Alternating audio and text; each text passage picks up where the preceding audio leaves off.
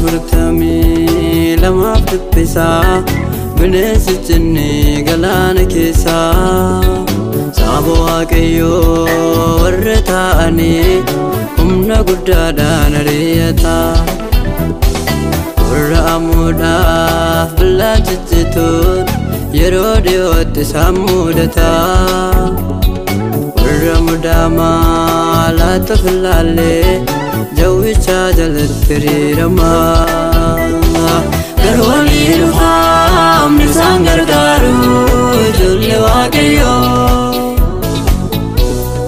sodaaf rammaa tokko malee ba'u fuula mootittoo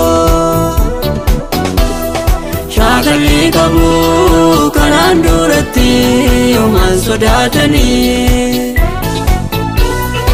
abidda ta'us faarfachaa deemu homaa shakkanii ilmi isaanii kattaa yoo ta'e guyyaa eeggatu dhibbinaa dhufee isaan ilaalanii abdii argatu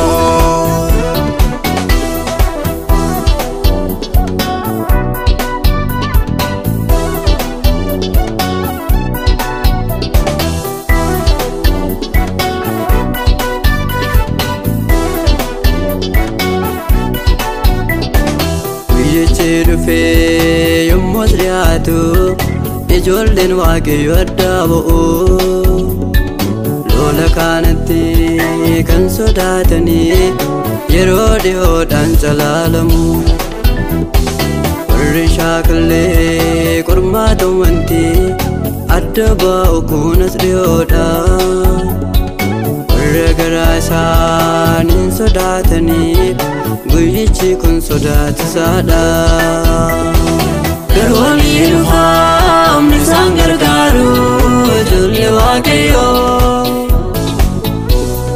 sodaaf rammaa tokko malee ba'u fuula mootittoo shaakalii qabu kanaan duratti homaan sodaatanii abidda ta'us faarfachaa deemu homaa shakkanii ilmi isaanii kattaa yoo ta'e guyyaa eeggatu dhibbinaa dhufee isaan ilaalanii abdii argatu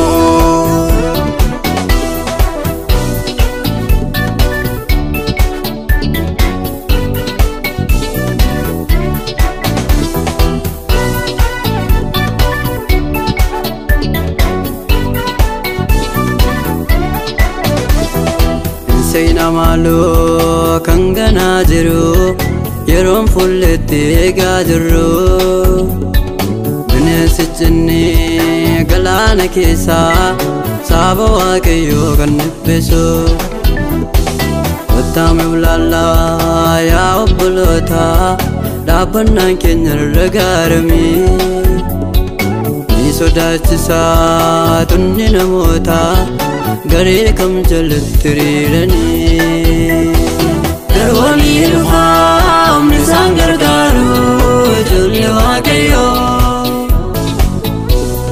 sodaaf rammaa tokko malee ba'u fuula mootittoo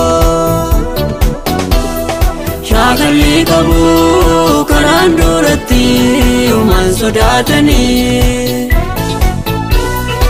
abidda ta'us faarfachaa deemu homaa shakkanii ilmi isaanii kattaa yoo ta'e guyyaa eeggatu dhibbinaa dhufee isaan ilaalanii abdii argatu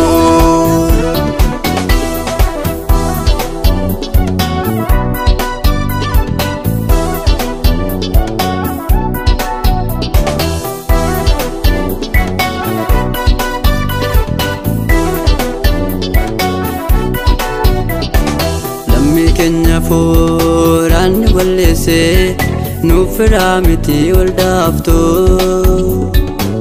Michoota dhugaa warra ta'anii oola deemtota fitaniiru. Kanaaf nun ta'u kottaa mibbolee michummaa lafaa kana dhiisnaa. Firoota baay'ee of biraa dhabnee firummaa lafaan kana ilaalaa. Garuu waliin dhufaamni isaan gargaaru ijoollee Waaqayyoo. Sodaa birummaa tokko malee ba'u fuula mootittoo. Shaakalli qabu karaan duratti homaan sodaatanii. Abidda ta'us faarfachaa deemu homaan shakkanii. Ilmi isaanii kattaa yoo ta'e guyyaa eeggatu. Dhiphina dhufee isaan ilaalanii abdii argatu.